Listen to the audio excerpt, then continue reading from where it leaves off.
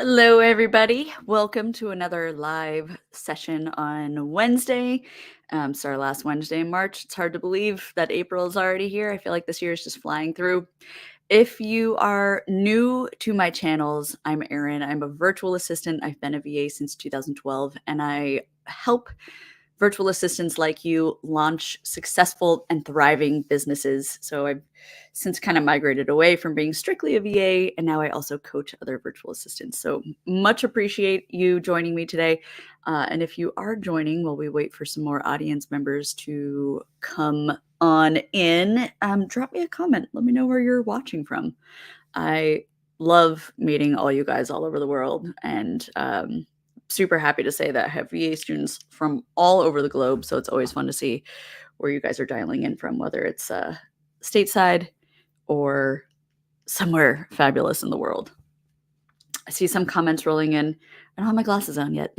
As soon as I put them on, I'll be able to see you. What you say. Hello, this is awesome. Hello from India, London, Nigeria, Arkansas. This is awesome. I'm super excited that you guys could join me today.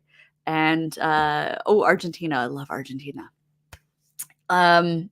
This is awesome. We got people all over the globe today. So I'm talking to you from DC, very rainy day. Ooh, Indonesia. Fabulous. Super thrilled you guys could all be here today. Like most Wednesdays, I start with a couple Q&A sessions, or rather, I like to answer questions that you guys have asked in the past. You guys asked fabulous questions throughout the whole week. And then, of course, I'm going to open up this forum, and you guys are going to be able to ask me questions that relate to your business specifically. So first, I always start this off with a shout out. If you're new to me or my channel, I have a program on my website, erinbooth.com, that is specifically designed to help new virtual assistants launch, like get the business basics down, launch with clarity about, your things like your rates, your hours of operation, who you want to work with, where your ideal clients might hang out. And then we move into pitching. How do we pitch people? How do we pitch people we know? How do we pitch strangers? What do you do once you get a client? How do you onboard them? So this whole program, the full thing, it's over 100 modules. It's an absolute beast, but it walks you through step by step how to get clients and then grow your business. So if that's something that is of interest to you, check it on my website, erinbooth.com. But as other people are pointing out, in the meantime, I absolutely love pulling out free, valuable content, specifically on YouTube, because I feel like it's such a great way to grow this community. And everybody who's commenting right now, like, we're in this amazing VA community. So super thrilled that you're joining me again. Okay, so we had this great question last week. What advice would you give somebody if they want to start a VA business, but they're afraid to get going? This is actually a very common question. A lot of people come talk to me, and a lot of it is very fear-based. So it's not atypical. If you are feeling scared to start your business, you are certainly not alone. Two of my favorite phrases that I have are be scared and do it anyway. This phrase, I honestly try to live my business life by, because I often find that if I feel scared to either launch a new service or a product or try to target new clients in a different way, I'm racking my brain.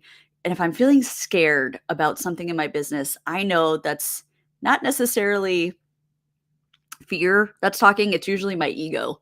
So I know, like, I'll give you an example.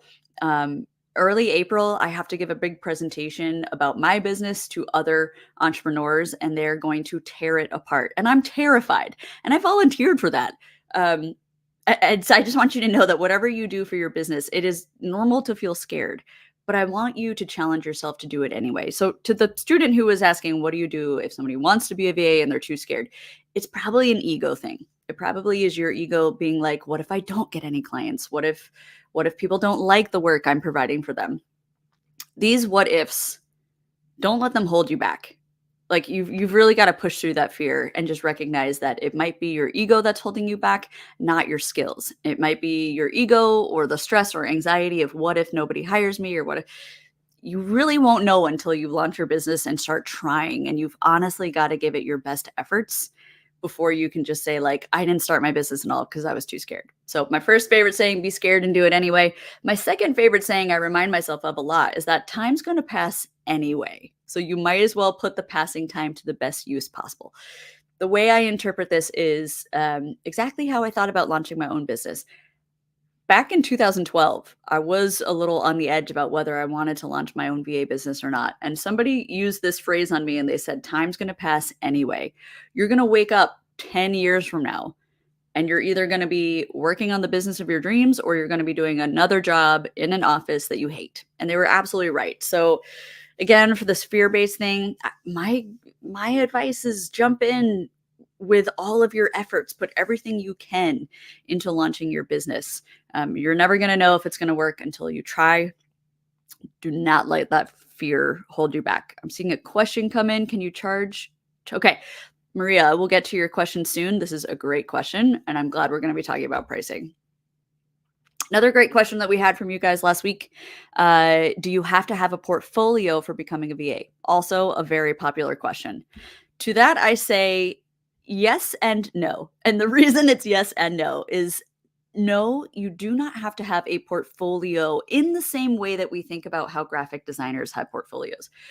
Think about a portfolio as a virtual assistant, less about your designs. Okay. It's less visual, it's less designy, especially if you're not a VA. Like if you're a VA who does not do any work with video editing or audio editing or graphics, don't force something that you don't already offer. So if you're a VA like me, who's a more general VA, calendar management, travel booking, there are a few things that I recommend doing. Think of using LinkedIn. So this is the picture you're seeing. LinkedIn has a feature on their website called the featured section. You can add this on your LinkedIn profile by hitting the pencil icon. You can actually add different sections or delete different sections of your LinkedIn profile. But the featured section, if you don't already have it on there, is a really great way to use this as your portfolio of work. So for me personally, I'm able to link to articles that I've been featured in. I have a couple different YouTube videos of me talking so that people can get a better sense for my training and what it's like. So I use those as my portfolio of work to showcase what it is that I can do. If you're a general VA, you can get really creative by using this section because LinkedIn allows you to either do links. So if you've written a blog post, maybe you've been featured in a blog, maybe you've done a podcast interview, or if you've done none of those things, you can actually create your own portfolio. So what I used to do as a general VA when I was first starting is I knew I had to show clients how I would do some of my general stuff. So what I would do is create a fake travel itinerary. I would genuinely make up like flights from London to Paris, and I would do like flight details and hotel detail, and I would come up with this entire travel itinerary, take a screenshot of it, and put that picture up on my featured section. And then in the caption, I said something like, this is, I always do it full travel itineraries for clients. I check clients into their flights before they get on the plane. I send them their boarding passes. So you can add details to your general services and put them on the featured section. So again, great question. Think of a portfolio as a VA less as a visual graphic-y representation, and try to use the LinkedIn featured section to feature things that you can do as a general VA, and you can get creative with it. I just mentioned taking a screenshot of a fake travel itinerary. You can take a screenshot of how you would typically write an email, how you would typically do a calendar invite for someone. So you can take shots of these and just say to clients, like, this is how it looks. Like, if you like the way I'm doing my calendar management, this is what I could make your calendar look like. Or you could organize your inbox with folders and stars and be like, if you need help with inbox management, look how I've managed mine. Like I do stars and files and folders and subfolders, and this is what I could do for you. So there are ways for you to get creative. You just have to think about your services, how you can visually represent them, and then put them up there on LinkedIn. That would be my best advice for you to get started. This is another great question. Do you have to have money to start as a VA? Super great question. A lot of people ask me this too. I'm going to say, again, yes and no. So for the most part, you don't really need any money to start up as a virtual assistant. Virtual assistants is still in a really interesting phase in its life. It's become more popular within the last 10 years.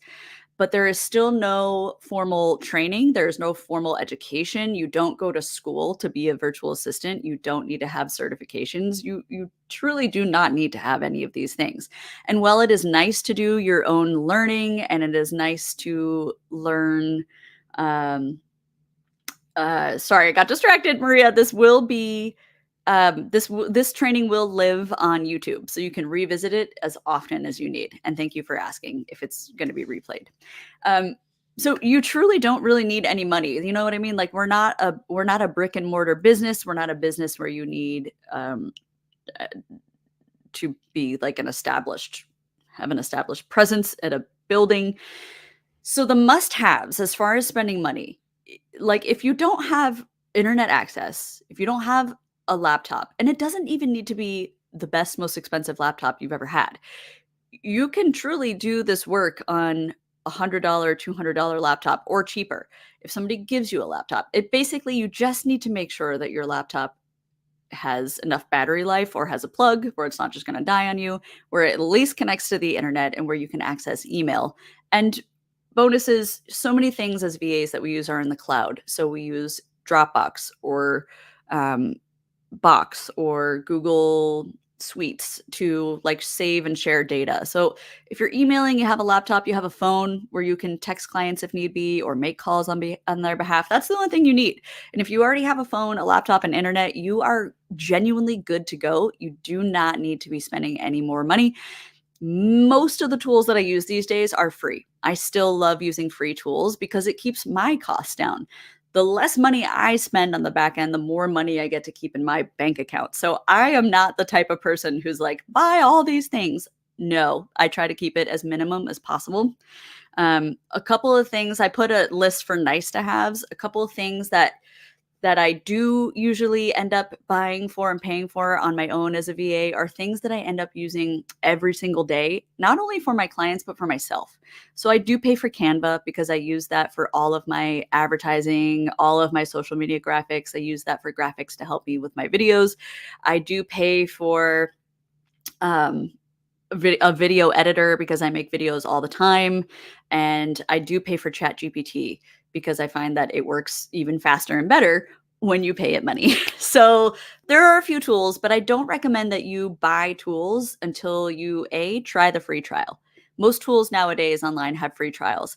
Try the free trial. And if you find that at the end of the week or the month or whatever free allotment they give you, if you're not using it that much, do not pay for it. If you find that you are using a tool, however, every day and it genuinely makes your life better and easier, then that is a tool that I do recommend you pay for. And a quick note, if a client asks you to use something, like let's say, for example, you get hired by a client and they want you to post their social media content for them online. You can ask them to pay for a social media scheduler, something like Buffer or Hootsuite or Metro. Is it Metro Cool? I think I'm mispronouncing that, but you can ask them to pay for a service. And you can say something like, you need me to be posting your social media. If you pay for this service, I will be able to set up future posts and I will be able to track using analytics. So anytime a client asks you to use a tool, you should not be paying for it. That should come out of your client's pocket. But any tool that you use for your business, that comes out of your pocket. Let me know if that's clear, because I know a lot of times people have questions about who pays for tools. So my rule of thumb is if a client is asking me to use a tool, they will pay for it. And if I'm using a tool for myself, I will pay for it. Now, this question is a doozy, which is why I saved it for the last one in this particular presentation, because I think it's important. There's so much to break down here. So, and hi, Gwen, I see your question. I will also pull that up at the end. Very good question. So this person, I hope that they see this replay and I will respond to them because there's so many things to break down. First of all, the frustration. This person is saying they often hear about VAs getting clients from their personal network, but it hasn't worked for them. So that's the first thing we're going to address. The second thing is they hate the idea of cold pitching, cold emails, which is like reaching out to strangers online. They hate it. They feel creepy. And the third issue is that they don't have time, hours to spend replying to posts hoping that someone will see and inquire about their services. Okay, so three major things that we're going to break down here. The first thing I want to say is that I do empathize with what you're saying. Building a client base does take time, and more importantly, it takes lots of effort.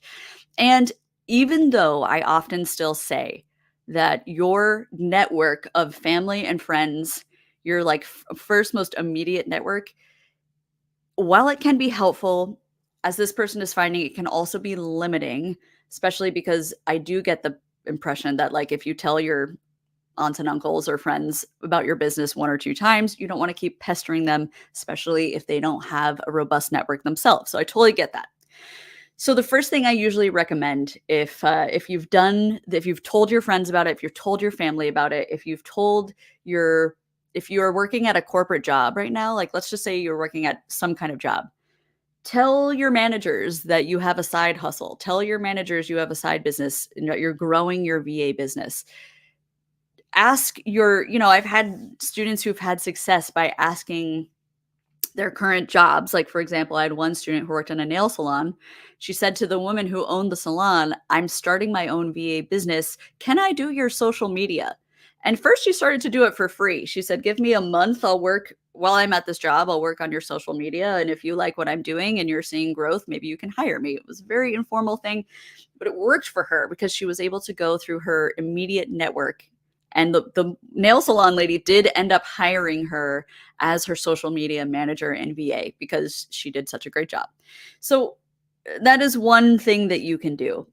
But on the other end, if you're finding that your immediate network is either very small or it's limited or they themselves don't have connections, then it is really important, instead of spamming people with cold emails 100 times a day, which cold emails, if you've watched my past videos, you know that cold pitching can be more difficult. I think it does have a place in our business, but it can be kind of a numbers game. So my greatest suggestion for everyone watching is to focus really on building relationships rather than pushing sales.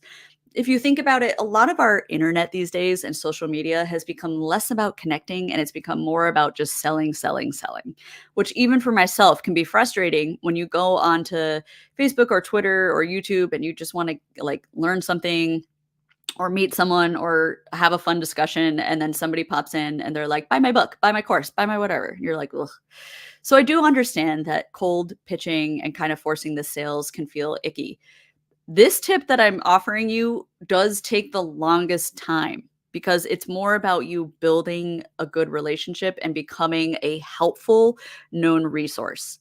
The best way I can suggest for anyone to start becoming a helpful resource within their own network is to pick 1 to 2 social platforms tops. I'm not asking you to be on 5. That's unrealistic and that's a full-time job. But think about where your clients specifically hang out online. For example, if you are trying to market your services to CEOs, the CEO is probably not on Instagram and they're certainly not looking at your VA profile on Instagram. But the CEO of a tech company is probably on LinkedIn themselves because they're also trying to network. So you probably want to be on LinkedIn because your clients are also presumably hanging out there. Um, and it's different. If you're a graphic artist, your clients probably are on Instagram and less so on LinkedIn. So it really depends on who you're trying to reach. But whoever it is that you want to work for, you want to make sure that you are also creating a profile with a strong presence. And then when you're, for example, on LinkedIn, it is not just about you constantly saying, like, do you need a VA? I'm a VA.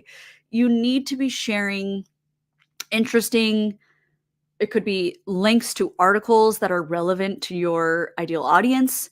It could be, I'll just give you an example again. Let's say you really want to work with CEOs of a startup of a tech company in San Francisco. Like that is how specific I want you to get when you start dreaming about your dream clients. So think about where are they located? What cities do they live in? What time zones are they in? What companies do they work for? What kind of work do they do? Are they the CEO? Are they a manager? What are they? Once you have that a little more clear in your mind, then you can share information that you think a tech CEO startup would find relevant and interesting. Maybe it's articles about how to manage your time better. Maybe it's articles about boundary setting so that you can go home and shut your laptop at night, close your brain down. Maybe it's about some new tool that other CEOs in San Francisco are really excited about. Whatever it is, you want to be offering content that your audience, aka your ideal client, will think is interesting, is helpful to them, and then the next time that CEO says, "Gosh, I need an assistant," you'll come to the top of their mind because they'll have seen you on LinkedIn so much. So again, this takes a lot of effort in terms of time, and it does require you to put in time and effort and consistency in posting these types of things. But I think you'll find that relationship building is the thing that really helps get you clients. Otherwise, you are just a virtual stranger, and people hire people that they like and that they trust. So the more a potential client can see you sharing valuable information online, the more trustworthy you become because the more you're going to showcase yourself as an expert in your virtual assistant field or niche or services. Now, the second part to that, because I do want to be mindful that this person's comment was that they don't have time to spend hours, and basically I just laid out how to spend time on social media. If you're really truly hard up on time and you have done everything you can possibly think of, and I truly mean like, if you're the type of person who said, "Well, I told somebody one time 6 months ago about my VA business, and now it's just crickets." I hate to break it to you, babe, but that is not marketing, that is not advertising, that's just you telling one person one time and then expecting clients to roll up to your doorstep, which just doesn't happen. A lot of client acquisition is effort based and based on the exact direct amount of effort that you're putting into it. So I'm going to give you a couple more pointers for where I think you could be putting efforts in to try to find your first clients. The first one you'll see at the top, referral program. It is certainly not unheard of for you to reach out to, let's just say, current employers, past employers, think through past jobs that you've had. Did you work really well with a manager ever at a past job? It is okay to reach out to them to say, "I'm growing my VA business. If you send me 2 or 3 client referrals, I'll send you a coffee gift certificate." Or if you have one client right now, let's just say you're a VA and you have one client, you can email that client and say, "I'm looking for more people for my business. If you refer me to 3 people in your network, I will give you 20% off your bill next month." Like, you could totally set up referral programs to kind of incentivize people to send referrals your way. That's just one thing that you could do. Another thing you could do in the middle, you'll see this Meetup. Unfortunately, Meetup is, I do believe, specific to the US, possibly Canada, possibly North America. I am truly unsure, and I'm sorry to say I did not check if Meetup was available around the world, but I'm hoping there are equivalents around the globe. Meetup is an app that allows you to meet with other people in person. So if you're in a town, a city, and it's feasible for you to sign up for Meetup or even something like Eventbrite, look for opportunities that are networking in person opportunities. Lots of different cities have them. Sometimes it can be networking groups specifically who are for networking. Sometimes it can be business groups, small business groups. I know Meetup quite a bit on meetup.com.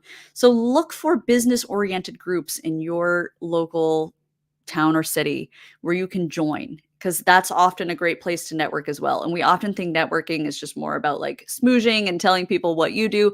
Networking is really about giving and giving and giving. So if you happen to go to a meetup group with other small business people, don't just go there and be like me and my and my business and I'm so great and this is what I do. Be Show up and be interested in what other people are doing. Get to learn about what other people are doing. Then volunteer what you're doing with your business. I have a student right now who ended up doing a virtual networking group, and just by her talking with the people in the group and giving them advice and sharing her expertise, She actually landed 4 clients almost immediately because she was so helpful in this group by giving so much valuable information, giving her time, giving her best advice, that people were setting up calls with her. She assumed just to have an informal meet and greet, and all 4 ended up being clients who were like, no, I want to hire you. So networking is probably one of the best things you can do for your business. And again, you can do that through virtual networking groups. You can go onto LinkedIn right after this call and look for virtual assistant groups, join a group and introduce yourself and start interacting with other VAs, because this first picture that's to the left of the meetup, it's just meant to represent referrals in my mind. It's crazy how true this is, but the vast majority of client work still comes from referrals from other VAs and word of mouth.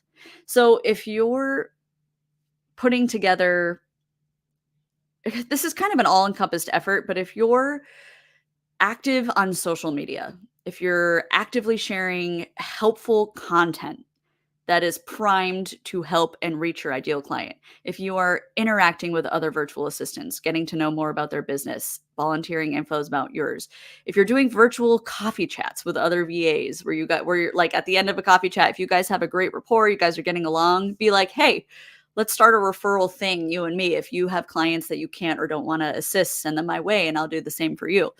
These kind of, and networking groups, all of these kind of things can work together to help you find your very first client. And then I did on the very bottom, you'll notice time, etc., belay virtual, because I do want to be mindful of this person's original question where she was like, I'm ready to give up. I've spent so much time doing this. This is usually my last resort, but I'd be remiss if I didn't tell you that there are VA matching agencies out there.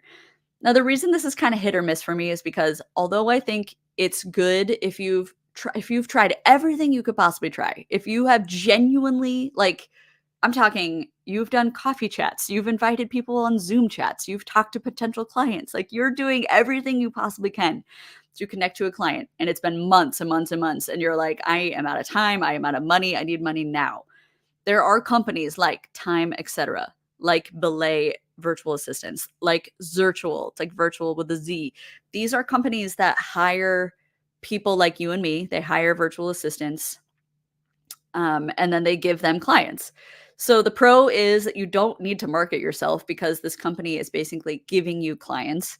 The con is that they take about 50% of your income, so you'll earn a lot less than you would if you worked on your own. But maybe since you're making $0 on your own, maybe a company that gives you $12 an hour is more attractive right now, at least until you can find somebody on your own.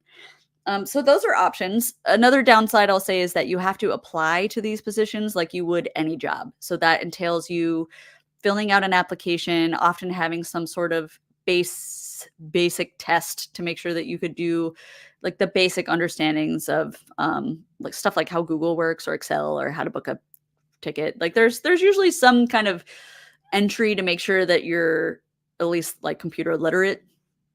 So be aware of that. It's like applying to any job. So it's not a guarantee that somebody like Time, etc., or Belay will take you, but it is an option if that's a way you want to go. So my last thing I want to say is if you've tried everything and you can't find someone, look for VA matching agencies. And there are matching agencies all over the world. I have met several VA CEOs out of Nigeria who are just starting to get this going. So I know that agencies around the world are going to start picking up in popularity, because they already are. They're reaching out to me for advice, how to find people. So my advice for you, if this is the route that you want to go for an agency, Google VA agency and then your country, or just to see if anything comes up. But that is also an option. So I do want to know, I do, finding your first client is often the hardest thing. It does take effort. So I hope that this person who said that they're feeling desperate and kind of burned out and tired, I hope they give it their all. I hope they don't give up. I hope they try some different methods. I hope they network. I hope they join networking groups. I hope they meet people in person at networking groups and tell them what they do. Building community through your community is a great way to also find clients. But I do empathize with how hard it can be. But I'll say don't give up, because once you find that first client, it's so much easier to get that second client and to turn those 2 clients into 4 clients and so on and so forth. So, I usually like to end my little presentations with quotes, and then I'm going to refer to some of your guys' questions on here. But freelancing really is amazing. It can be amazing, but you also have to have a lot of discipline. You definitely have to be your own cheerleader, your own accountant, your own everything. But the biggest thing for me here is that you have to be your own cheerleader. So if you're in a particularly frustrating moment in your career, ask yourself, what else could you do that you haven't done? What untapped market or avenue have you overlooked? Are you doing coffee chats with people? Are you meeting other virtual assistants just to connect with them online? And if not, then there's still more ways to explore getting potential clients. Okay, so I see a couple comments in here, and you guys are asking fantastic comments. So let me move this out of the way. Okay, so can you charge top price even if you're new? This is a great question. I would like to know in your mind what top price is, because pricing is different based on oops, sorry. Pricing is different based on your location. It is different based on your client's location, and it's different based on your skills. I know pricing is so nuanced. So essentially, I'll give you pricing averages for North America. So it's Canada, US, Mexico. If you're a new VA, new VAs usually start at 20 to 25 US dollars an hour. That's pretty much the starting rate. I've seen other countries. I have a student from Vietnam who started at 15. I have a student from Indonesia who started at 15. Um, it really depends. So let me use the Vietnamese student as an example. When he works with clients who live in Vietnam as well, his hourly rate drops to $5 an hour, which was just not working for him. And again, it depends on the market rates. So people in his country were not that willing to pay higher USD rates. So he said, I want to find clients in America who are willing to pay higher rates. So we helped him connect with someone in California. He was able to use his dual bilingualism to his advantage because this particular client needed help selling real estate to the Vietnamese community, specifically in this town in California. So it was a perfect fit for this VA. He started at 15 an hour. We both agreed that was quite low for US prices, especially for what he was doing. So he eventually was able to bump it up to $25 an hour. But again, when you're new, it can be a lot harder to start at a high price point. So your prices will change. So let's say you start today at $20 an hour. Just throwing that out there. Your prices will grow the more experience you have. So so let's just say you start working with a client today in April of 2024 at 20 an hour. By the end of the year, so December 2024, it is perfectly normal for you to send them an email to say, it's the end of the year. We've been working together for 8 months. These are the things you hired me for. These are the services that I'm also offering to you. And as of January of 2025, my rates are going up to $25 an hour. So it is perfectly normal to raise rates. Rates are going to be raised. You should also be raising rates because one, your skills and your expertise are going to change. You're going to get faster. It's just inevitable that you're going to become a better, faster, more efficient virtual assistant. So as you learn more skills, as you develop new niches, maybe a client has introduced you to a new service that you never even thought of offering, and now you do. As these things change, your rates will go up.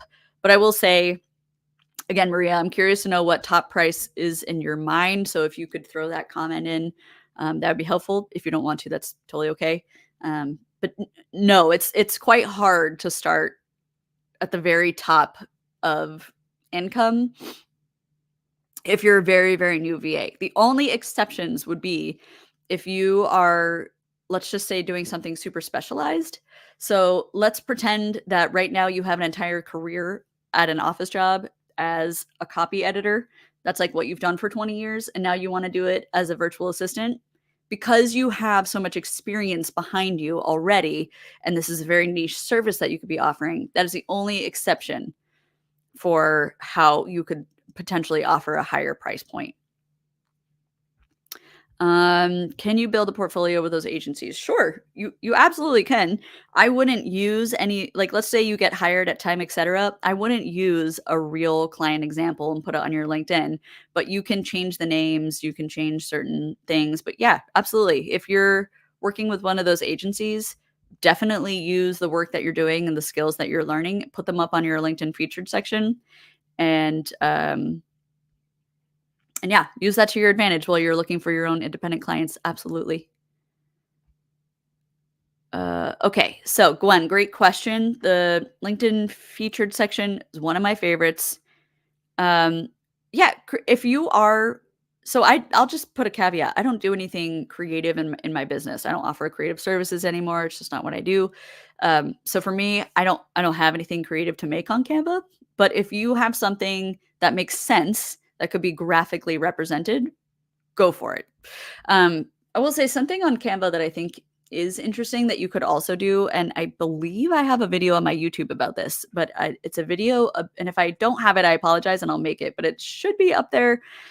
It is a video about creating basically a one-page graphic that you could send to your potential clients. So let's say a person is interested in your services. You're like, great, let's hop on the phone. In the meantime, here's a PDF of all of my services, my like a couple sentences on my background, and maybe a couple testimonials. So that kind of one-page thing could help get your client excited about getting on the phone with you. It could help them better understand your services. It could help them better get a sense of your work if you have any testimonials to add. So something like that on Canva could be a good idea. So that's a great question. All right. Okay. So question is, do you find human resources service as a niche for a VA? So great question. Thank you, Damien. I'm glad stuff has been helpful. Um, in my experience, I have yet to meet a freelancer who specializes in human resources. That's not to say it does not happen. It might just be that you are looking for a different title. So I'm going to give you an example. There is something that just came to my attention of people calling themselves fractional HR departments. I had literally never heard this term until earlier in the week when a student of mine said, "Oh, like, like a fractional CEO or a fractional HR person." And I was like, "What is that?" And it made me realize that there are people out there who call themselves fractional HR, which just means they don't work for a company. They basically work for themselves, but companies will hire them to come in for like 8 to 10 weeks or 12 weeks to get their HR department set up. So that's the only experience I have in independent HR people. I I mean, there are related things, like maybe you could work with an HR department as their VA, but for me, I I mean, it's not to say it can't be done, but I've never heard of this. I've never ever heard of this. I've also never seen anyone I've never seen a company be quite that comfortable with, so for example, companies will often have HR people sign like a lot of NDAs, non-disclosure agreements, meaning you're not going to share anything with the company. I feel like my gut says companies are going to be hesitant to give freelance VAs keys to their entire digital kingdom, including every employer's like social security number, bank details, and stuff like that. Um, I think you would have a hard time selling those services. Now, as I'm saying that, don't take my word for it, Damien. This is not something that I've ever researched heavily. So if this is something you're interested in doing, I highly recommend that you get onto LinkedIn, go into that search bar, search to see if there even are freelance HR people around. If you're not finding anything, connect with a couple HR heads of HRs, preferably heads of HRs at small companies. Reach out to them, ask them if this is a thing. Like get info straight from the source, because I'm not in HR at all. And if they're like, "Oh yeah, this is a thing," or "Yeah, this could be a thing that we could help you build out," then great.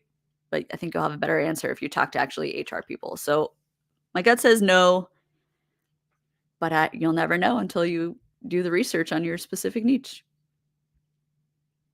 All right. Okay, this is a great question too. How long Okay, so I'm assuming you've reached out to somebody, you've made a connection. I usually wait 2 to 3 business days before I reach out again. So if you made a connection with somebody, which is awesome, and they're either interested in your work or they're like, "Sure, I'm happy to hear more," and then you don't hear from them for a while, wait 2 to 3 business days, and then what I would try to do is, get them don't just leave it open to interpret like, don't leave it open to them, don't leave it up to them to set a date to talk to you. Get a little more aggressive with it and be like, "Hey, I'm free on Thursday between the hours of 9 to 3.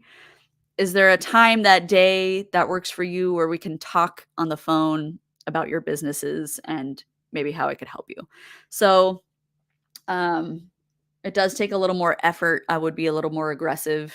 I always recommend that you try to get clients on the phone because clients over email, they're like catching smoke, you know? Sometimes people on email sound excited and then they just disappear. Sometimes people on email think they wanna move forward with services and then they just disappear. It is harder for a person to just ghost you after you've talked on the phone. So I highly recommend once you've reached out to someone, be like, "Let's get on a call.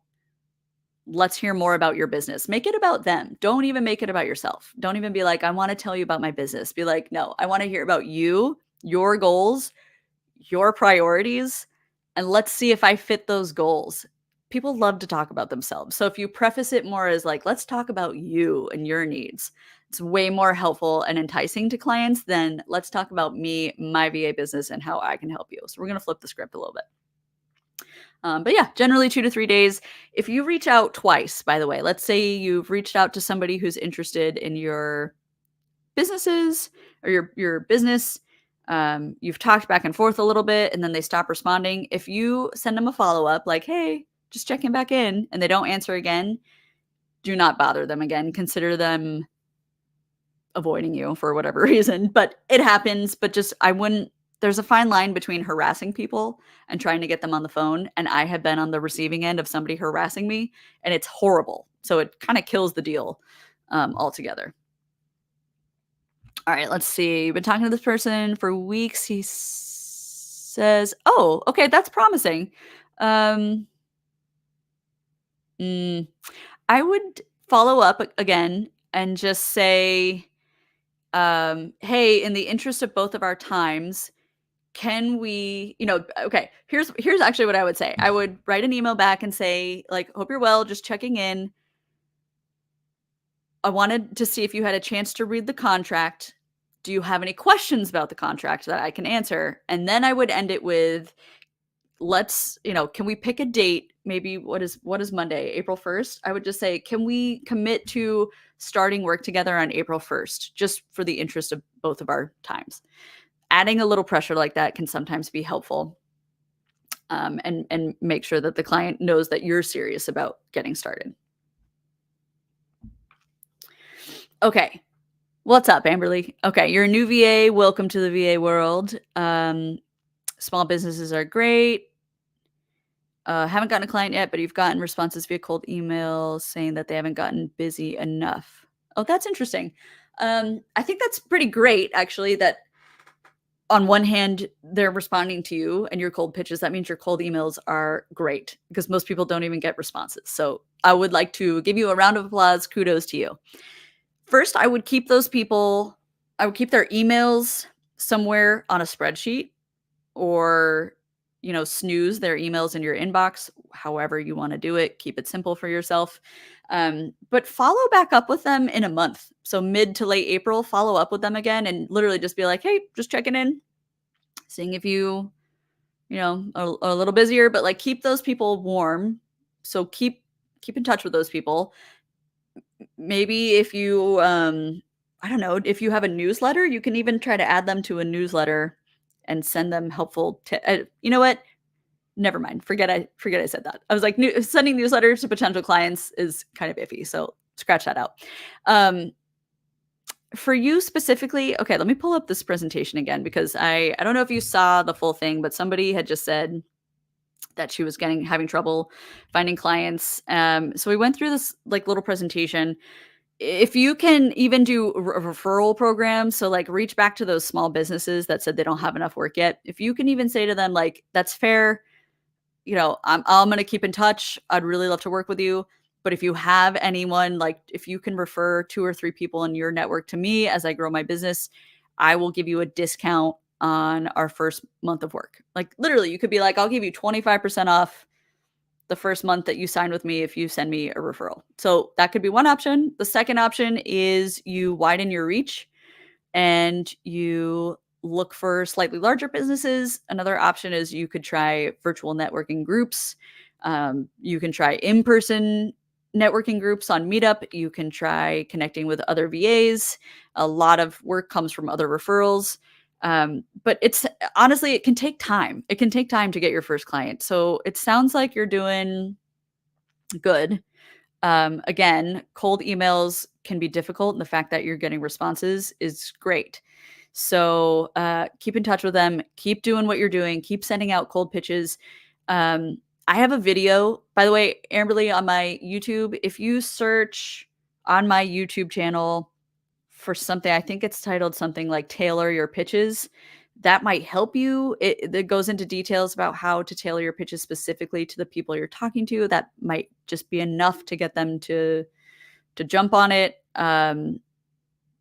You could also say, if somebody's like, "I really don't have enough to delegate to," you could also say, you could try an hour or 2 a week, like, or just one thing that they could delegate to you.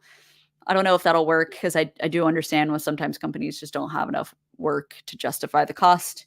But I would say don't give up, keep doing. It sounds like your efforts are in the right places. Try floating out a referral program. And also at the same time, try connecting with other VAs, especially other VAs in similar niches or similar services to you. Get to know them. Because again, a lot of client referrals come from other VAs who can't take on more work or either don't want to take on more work. So that could be something helpful as well. Great question. I'm excited for you. All right. Okay. What strategies are most effective for maintaining long-term relationships? This is a great question. Long-term relationships can totally make or break your business.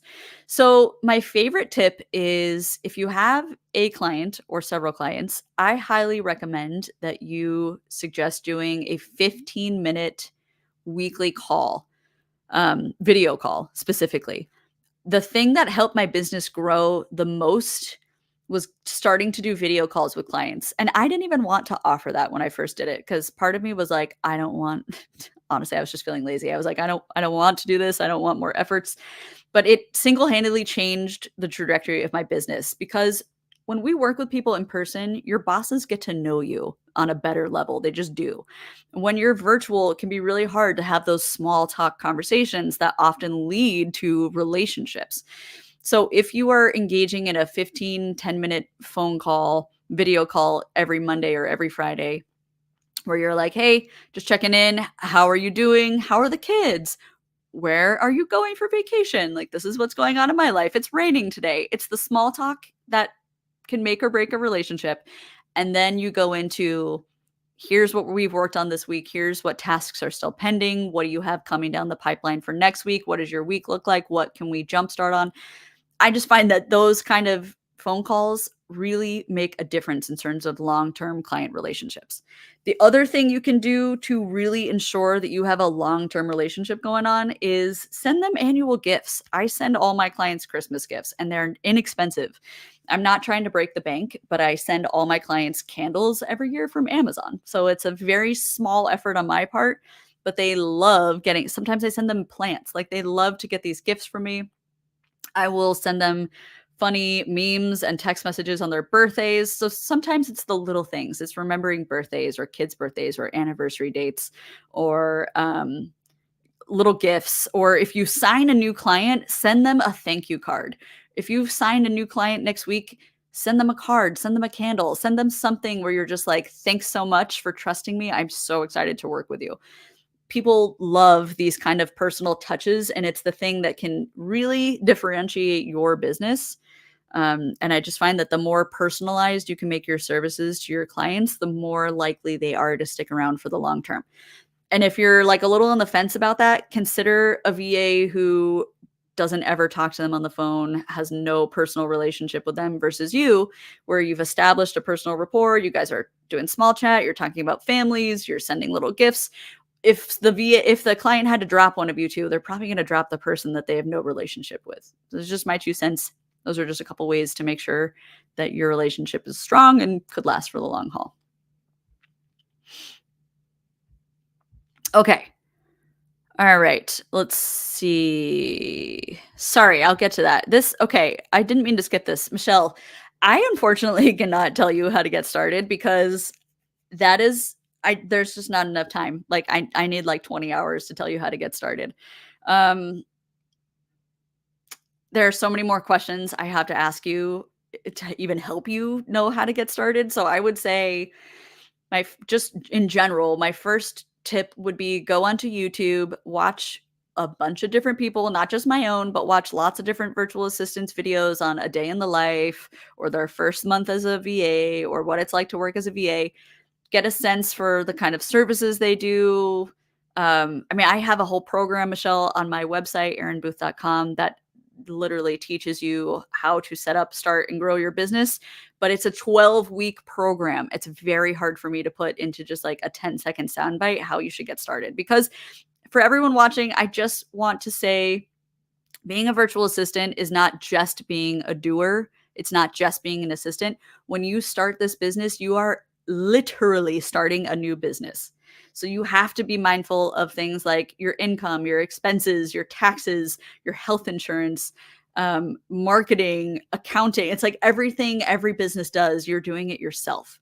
But watch those videos. If you're still after like a week of watching those videos and you're like, yep, I'm still interested, I do have a free 30-minute course that kind of walks you through, to think about what kind of clients you want to work with.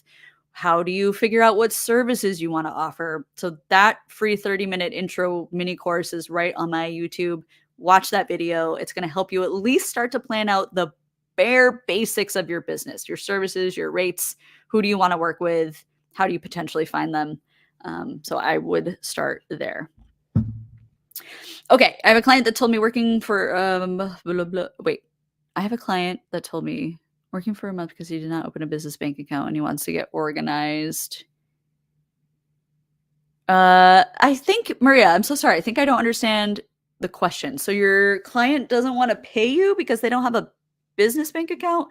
If I'm understanding that correctly, that is a bad client. Run far away from that person. Any client who gives you any excuse about why they cannot pay you is not a good client, and they're going to make your life hell.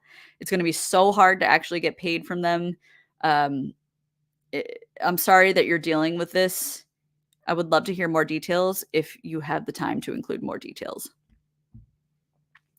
All right. Hey, Maria. Okay.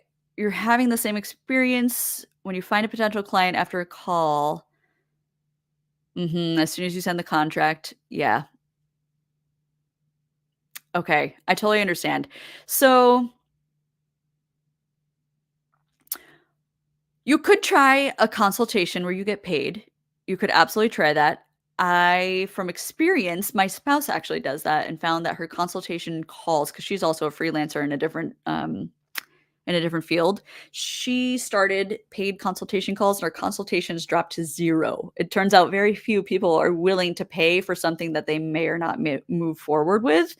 So I just want to say, I do understand how difficult this is. And I was thinking about this the other day from the client perspective.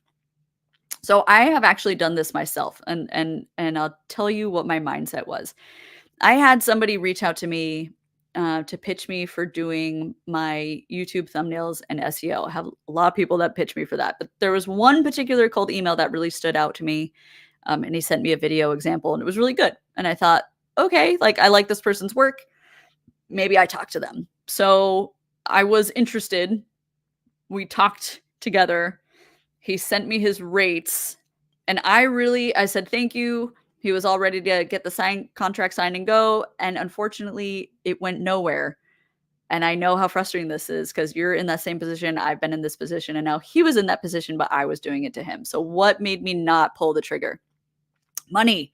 It just was money, honestly. I had to look at my own finances and tried to justify the cost that he was asking for how much money I make on YouTube, and it just wasn't there. I would basically be making $0 a month if I had hired him, and it just wasn't worth the risk for me. And it just wasn't the right time. And that can be the most frustrating thing to hear because you're like, I've got my services. This client is interested. Everything, we're ready to go. And then you talk about money. You're ready to sign the contract, and they just disappear. More often than not, I find that you'll get to this point where clients are like, I need this, I want this. But then when you actually are like, okay, it's going to be this amount of dollars, they pull back and they're like, nope, I'm not ready to do it. So I know I hate this because you can't necessarily convince someone who's just like, you know what, my money's not there. That to me says a couple things you could do. One, you could try to pivot if this is at all realistic and move away from working with individual people and try to find people who work in either small businesses where their business would pay for you. Like, for example, one of my clients works in a 3-person team. It's a super small business. There are 3 venture capitalists. None of them pay me out of pocket. They use their company to pay me, and that works for them. I think honestly, if any of those 3 people had to pay me out of pocket, they wouldn't. They just wouldn't do it. I don't know that that's just them. They don't pay for anything. They funnel it through their business. So on one hand, you could try to pivot and find small businesses. On the other hand, you could reassess your rates. If you are finding repeatedly that clients are like, the rates are too high, the rates are too high, the rates are too high, then ask yourself, are you really too high? Or is it just the niche that you're advertising to? Or is it feasible for you to come down a little bit? Another thing you could do, Maria, and I feel very strongly about this, is you could try to have a different conversation about money with them. So instead of going to them and saying, my rates are X amount of dollars per hour, you could say to them, well, what is your budget? And let's see if I can work within that, like within your parameters. Because they might be, if you're just like, oh, okay, like for X amount of hours, it's $2,000 a month. And then they're like, I can't do it. You could instead say, what is your top of the line budget? Like what can you actually offer to pay me? And if they're like, I can do $1,000 a month, you can reverse engineer it and be like, great, for $1,000 a month, I can offer X services for X amount of hours.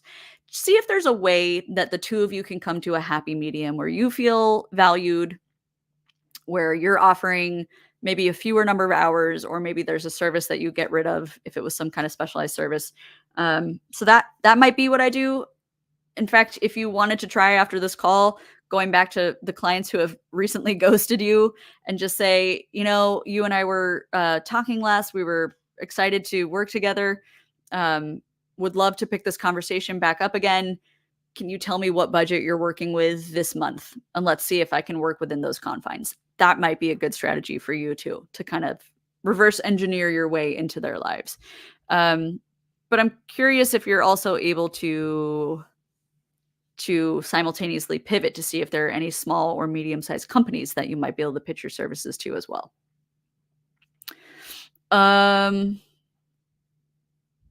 Okay, this is a great question.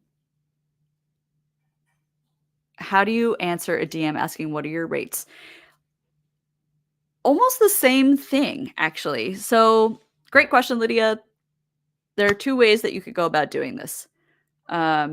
One, you could just give them your hourly rate and just be like, give them more context and say, these are the services I offer at $20 an hour. Or if it's someone you're particularly interested in working with, again, you could reverse engineer it and say, well, what is your ideal budget? I will work my hourly rate around your budget. You're not really dropping your rate. It's just that if somebody has a particularly low budget, like maybe they're like, it's only $200 a month. And you're like, that's very low. You could be like, okay, for that amount of budget, I can work 5 hours a week for you. So there are ways for you to get creative with it. But it can be pricing is a nuanced conversation for sure. And it gets easier with practice. It also takes a little bit of bravery because I know how scary it is for you to be like, "What's your budget?" So, um, when I have these conversations, my personal preference is that I usually lead with my hourly rate. So my hourly rate is $35 an hour, and I say to them, like, if clients ask me, "What is your rate?" I'll say it's $35 an hour, based on the number of hours that you think you need throughout the month. Um, if I ever have someone push back on that, and I certainly have, then I like to follow it up with, "Well, what is your ideal budget? And let's see if I can work my business around your needs." Usually clients like that kind of verbiage because they think like, "Ooh, she's gonna discount it." It usually just means I knock off a couple hours. So I'm still keeping my $35 an hour rate. Just instead of working 20 hours for them, I'm like, "I can work 10 hours for you." And they're happy, I'm happy, we're all happy. So think about that reverse engineering if needed, especially if clients are like, "Oh, your rate is too high," which definitely happens. Um, all right. Do you recommend having insurance for your business? This is tricky. I have both had insurance and not had insurance. So I'm gonna be honest. Ge- my genuine answer is you don't really need it, um, because we're virtual. If you were doing something in person, as in you were going to a person's house or you were interacting with a client in person, and if there was any potential for you to break something in their house or like it's so rare. Now, having said that, I have had insurance before when I worked with a particular client who required it. Most clients do not. In my 12 years of doing this, I only had one client who required it. They were a Fortune 500 company that I was both excited to work with and ended up being horrible because they were just a horrible client with way too much corporate red tape. But they required it, so I was able to go to a company called Hiscox, which I'm going to type in here. There's also another UK one based, in the UK. I think it's called Policy B. I'm pretty sure that's the name. But Hiscox for sure I've used before. It's like $30 a month to have insurance that covers you for cyber stuff. So basically, for example, if you are working with a client who, let's just say you have a database access to all of their clients. I'm just making this up as I go. But let's say, for example, they give you access to something that is like it's like a database to all their client list, their leads, everything about their business, and you accidentally delete it. If it wasn't backed up and you just accidentally lost all of their business details, could they sue you? Yes, they could. Will they? Very unlikely. I've never heard of this happening. So I would say, especially when you're just getting started, you don't really need insurance. If you find yourself working with a very high end client, they're paying you a lot of money. You have a lot of direct access to things that you could potentially delete. Like if you could potentially delete their CRM, or wipe out their website, or accidentally wipe out all their client intel. If you're working with somebody like that and you have that amount of power and detail in their company, then yeah, maybe you want insurance just in case something catastrophic happens. But for the most part, I really don't think that you need it. And 99.999% of virtual assistants don't have insurance either. So just it's more, okay, I'll put it to you this way. It's more about your level of risk. If you're feeling comfortable without it, don't sweat it. All right, let's see. Policy B. Thanks, Maria. um, okay. Hey, thanks for following up with this. The client asked you to stop working because he wanted to set up his business bank account. Well, that sucks. That sucks that the client is doing that to you because that's a him problem, not a you problem. Um, that sounds like a bad client, honestly. If you can give him some sort of ultimatum of just like, ugh, it just sucks because there is a real chance that that was that client's way of being like, I'm just not going to pay you or work with you anymore. Maria, I'm curious to know if this is your only client, because if so, I would ask him for. I see your next question. I would ask him for a testimonial. I would ask him for referrals and say, if you can refer me to anyone in your network, you know, I'll either give you a discount or I'll send you a whatever. Sounds like a bad client. I'm sorry that that happened to you. Um, I would keep in touch with them and just say, all right, no work will be done until you open your business bank account. and then I'd follow up with them next week, inquire about the account, see when it's open. But that really sucks. That he's putting you in a bad position, and I'm so sorry to hear that. Another great question. If testimonials are wonderful. They're a really wonderful way to do like marketing for your business.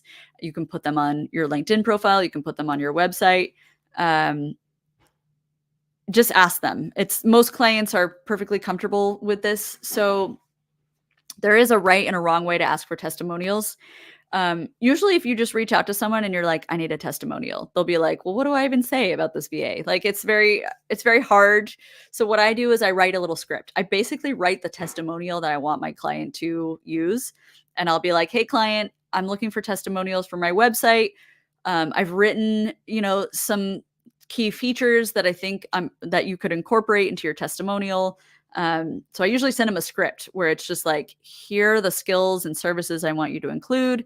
Please include a sentence about how well we work together and, what I've done for your business. So it is totally okay to kind of lead them, because if you don't really get specific about the kind of details that you want included in your testimonials, they might just be like, oh, she's a great VA, and they don't really give details about why. And that's kind of an unhelpful review. So give them specificities, write them a little script where you're like, I'd like you to incorporate these things into your testimonial, and thank you so much. So, but yeah, just ask. Most clients are super happy to give you testimonials. I'm so sorry that I called your cousin a bad client. It does make it a little better that you guys are related. You can be a little more forthcoming and aggressive and just be like, just keep, I mean, just keep, just stay in touch with him. Ask him when his business account is open. I do understand if he wants to have a business account set up before he starts working with you, but stay on top of him. Okay, Gwen, you brought up a really great point, and thank you so much for bringing this up. Good to know. So in Canada, you have to have a business license before working as a virtual assistant with paying clients. That is not true in America. So I'm really glad you said that. Definitely. And thank you for putting this up here. Wherever you are located, whatever country, Google if you need any sort of things like a business license, insurance, before you can legally start working with clients. Just want to reiterate that in the US, if you're a virtual sole proprietor, you do not need any sort of business license. Again, if you're doing any sort of business in person, like if you were an assistant and a concierge where you're assisting people in person, that changes everything. And you absolutely do need a business license and insurance. But since we're remote, no license needed, no insurance. It's actually a little bit scary how little you need to start a business as a virtual assistant in the United States. But Gwen, I'm so excited that you put that up there. Thank you. Yes, David, the portfolio question was answered. If you watch definitely watch the replay, because YouTube will keep this video up there. But let me go back to this presentation real quick for everyone watching. So this was portfolio. Do you need a portfolio? My question was no, not really. But I went through this long, like 10-minute spiel about how you can use LinkedIn.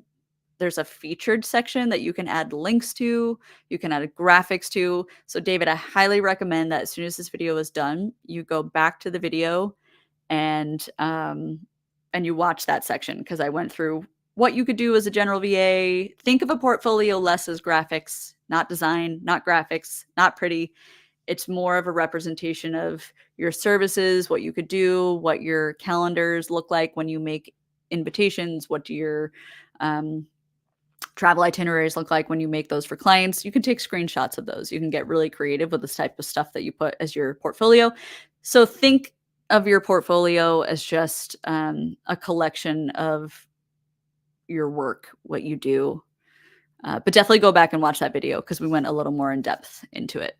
And Maria, yes. So some of these are US only, like Zirtual. I'm also putting Belay and Time, etc. So these 3 agencies do actively hire virtual assistants to work as contractors. You don't get benefits. The pay comes down to about $12 an hour.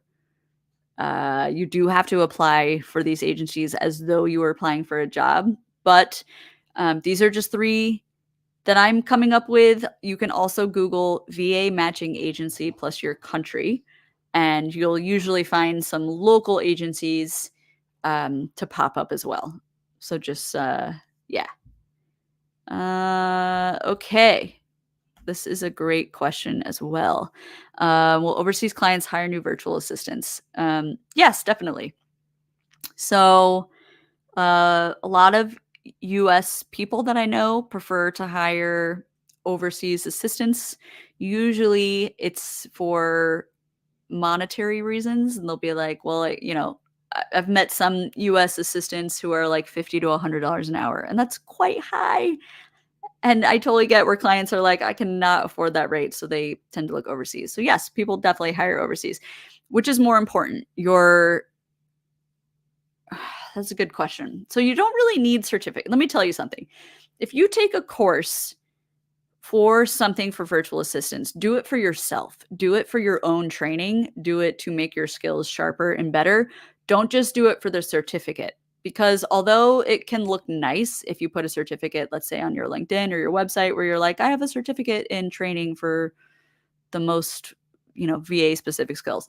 It looks nice, but clients 99.9% of the time don't ask for certificates and don't care. True statement. They especially don't really care. Like, I've never had anyone ask me if I've had any sort of certifications. What they do care about is what your services are that you're offering and how you can help them. So, I think as a newbie, it's actually more important for you to be visible. Um, I mentioned earlier in this video, think of where your clients are located online. If you are wanting to work with CEOs, business people are always on LinkedIn. They're very rarely on Facebook. They might be on Twitter. They're never on Instagram, like looking for VAs. So think about where your particular client, your ideal client, where do you think they hang out online? And then be there. Have a presence, make a profile, share things that are relevant and interesting to them. I think connections, making warm connections, meeting people, becoming a resource, becoming this like respected known resource online where you're always sharing interesting relevant details to your clients is more important than having certificates. And again, it's because clients will not ask for that because they don't really care, which is kind of nice. Okay, if you're in the UK, yeah, absolutely. I work with a lot of US people who hire assistants in the UK. Um, I think again, it's a little less about where you're located per se. It's more about who you want to work with, what time zones they're in. So I will say this. Of the US people who work with UK citizens, they're mostly located in New York. And that's because in the UK, you're 6 hours ahead of New York, which is still okay. It gives you a little bit of overlap so that you guys are both online during working hours. 9 hours, like if you're looking for clients in the West Coast hours, 9 hours ahead, which is what you would be in the UK, is a little bit harder. So, it just depends if you offer like asynchronous services, like if you do any sort of creative work, like video or podcast editing, for example, can be done at any time. Your clients don't need you to be online while they're online. But if you are working with clients who are in a business and need you to like manage their calendars, you typically need to be a little more online during their business hours, because if things change and you're like 10 hours ahead and you're asleep, that's going to be of no help to them. So for you, it really depends, Maria, on who you're trying to attract. Are you working asynchronously? Do you want to, like, do your clients need you to be online at the same time? So for you, you have to be a little more decisive in terms of time zones. And personally, if I were you and living in the UK, I would focus more heavily on East Coast hours because, again, there's some major overlap with your working hours. West Coast is too hard. Hawaii is even farther behind. That would be like 15-hour time difference. That's way too hard. So I personally wouldn't even try that.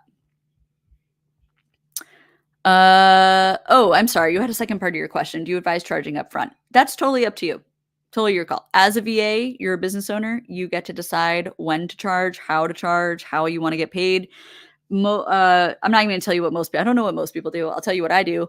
I charge in arrears, which means I charge after the fact. So, for example, I will work all of April, and then on May 1st, I will send an invoice for April services. So I do not charge until 1 month after I do my work.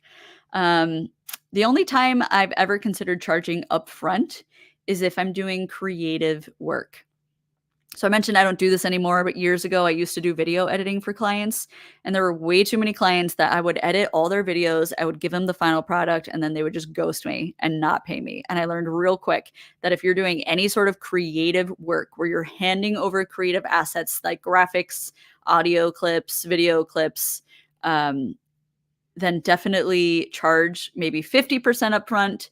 And then when you hand deliver them the final graphics, the final project, get your 50% to finish. So that could be something, 50 upfront. Um, oh wow, David, I was totally unaware that Time Etc. had an 8 years experience. That is crazy. That is good to know. 8 years is pretty serious. So, but definitely check out again. I wanted to mention that there are agencies all over the world. There are more popping up in different continents, which is very exciting. So do Google VA matching agency based on where you're living currently. Ooh, this is a great question. This is such a good question because you're absolutely right. There are so many VAs out there with similar services. Everybody has similar businesses. So basically, what do you look for in a VA? This is a great question. I can tell you that it mostly comes down to your services, skills, how much experience you have before becoming a VA. So, for example, let's just say you were a travel agent for 10 years and now you're doing travel booking for corporate people. Having that 10 years of experience is going to set you apart because you have actual working experience. So, if you can find a service that relates to your past careers, that's great. Or clients, usually it's easier to differentiate your business to clients if you have 1 to 2 highly specialized skills. So, for example, let's say you're a general VA who can do everything that everyone else does. Like you're like, everyone is offering travel booking, inbox management, calendar management, research, lead generation, like everyone's offering the same thing. Maybe you also have a specialized skill. You get to choose what that is. It could be Google AdWords. It could be editing YouTube videos. It could be social media marketing. It could be digital marketing. Like if you have a specialized skill, that will definitely help differentiate you. The other thing I'll say from a business owner point of view is when you're reaching out to clients, it is really helpful if you can specifically tailor your pitches to the person that you're reaching out to.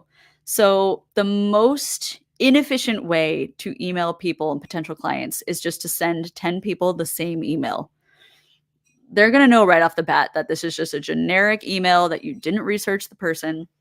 So I mentioned this before, about I have a video on my YouTube called How to Tailor Your Pitches. That is something that's going to set you apart as well, because most VAs, and I hate to say this, but most VAs this day still just send out generic like messages like, I'm a VA, here are my services, you should hire me. Instead, if you're actually able to look at the client's social media, look at their website, look at their other personal posts on different platforms, if you can find something relevant where you're like, hey, I looked at your company profile. I love that you're doing XYZ at your job. I also do XYZ. Like, just find some way for you guys to connect. And if you can make a connection for something that you have in common and tailor your pitch to that person, that's going to make you stand out 10,000%. Can you be successful as a general VA? Absolutely. I have built most of my career as a general VA. So, something that I think is really fun about this business is that you can pivot your services as much as you want or need. Um, Services change over the years too. So, like, okay, let me back up. If you're just a general VA and you can absolutely have a long career just as an admin person, 100%. you might find that you are interested in one day specializing in something. Like a client might come to you with a specialized service request that you learn how to do. And then you're like, wow, I love Google AdWords. This thing is my jam. And maybe you're like, oh, I'm going to be a Google AdWords specialist. If you specialize in something, you can typically add more money to your account. Like if you specialize in something niche, if you have a niche skill, you can typically charge higher rates. So that might help you grow your business a little more. But absolutely, you can be a general VA. Like I said, most like 99% of my clients and services have been general VA type stuff for the past 10 years. So you can absolutely do it. Okay. Wow. You guys asked amazing questions, and I almost kept you here for an hour and a half. Um, I don't see any more questions rolling in. You guys asked awesome questions. If you have more questions after we end this video, leave a comment on YouTube or on LinkedIn. I'll see it and I'll try to incorporate it into next week's live session. But I really appreciate you guys joining me. Thanks for hanging out for this marathon hour and a half session. And like I said, if you have any more questions, leave a comment on the video. And thank you guys so much for watching. I don't know about you guys, but that wore me out. Okay, I think we're good. Thank you everybody for joining. Really appreciate you, especially for everybody. I know it's late. We were watching many hours ahead of me.